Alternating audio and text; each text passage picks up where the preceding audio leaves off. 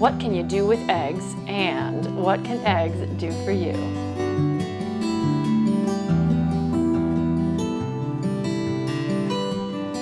Eggs, there are so many ways to enjoy them. From scrambled to hard-boiled, from over-easy to omelets, eggs are an easy and affordable go-to for any meal of the day. I'm Lorelei, I'm a registered dietitian nutritionist, and today we're going to talk about some things you can do with eggs, if you don't already know, and what eggs can do for you from a nutritional point of view. So what can you do with eggs? You probably already have a million egg recipes. You can get fancy and make a quiche. You can poach eggs right in soup. You can top rice and noodle dishes, or even pizza with a fried egg. So many ways to eat them for breakfast, lunch, dinner, even for a snack. To say nothing of how you can use eggs in baking.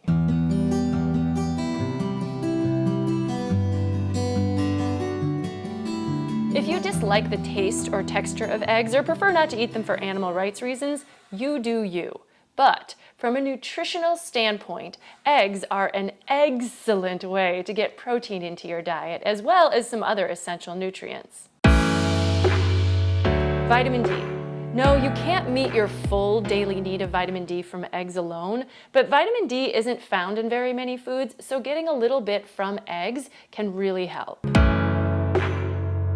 Choline, found in the yolks of eggs, is an essential nutrient that's beneficial for brain health. And lutein and zeaxanthin, also found in the yolk, are carotenoids beneficial for eye health.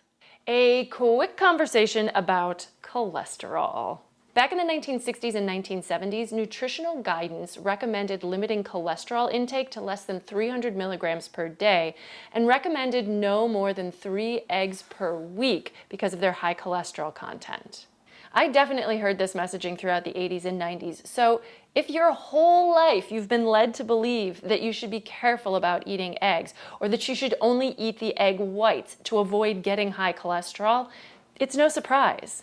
However, dietary guidelines have changed. In 2000, the egg restriction was dropped. Eating up to 1 egg per day within the context of a healthy pattern of eating is now considered to be heart healthy, and for older adults, up to 2 eggs per day is okay. The cholesterol limit remained on the books until 2015, but now there is no longer a recommendation to limit your dietary cholesterol intake. So why the change? Well, it turns out that the data that was used to make the recommendations back in the 60s and 70s wasn't very strong. Hey, we went with the info that we had at the time. But we now have better evidence showing that egg consumption is not associated with risk of cardiovascular disease. We also understand that there's no appreciable relationship between consumption of dietary cholesterol and serum cholesterol. There may be other dietary factors that play a role in our cholesterol levels, such as high intake of saturated fat or fiber intake. But eating cholesterol-containing foods apparently does not increase the cholesterol levels in our blood. And I know it seems like science tries to change its mind all the time, so why should we believe it now? Here's the deal. Dietary recommendations don't change based on a single study.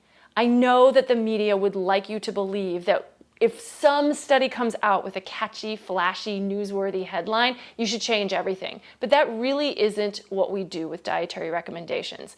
Everything is considered, new recommendations are made based on all the evidence.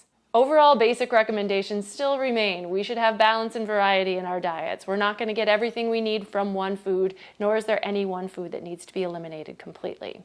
So unless you're avoiding eggs for other reasons, eggs should definitely be on your menu. I'm Lorelei Sturm. I'm a registered dietitian nutritionist. Subscribe to my channel for more healthy home cooking tips and information about ways to eat healthy from the point of view of a registered dietitian. Thanks so much. Like this video, share, subscribe, all of that good stuff. Take care.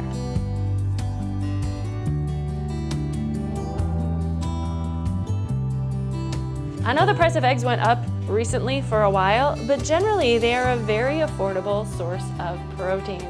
So make sure to have a carton in your refrigerator almost all the time.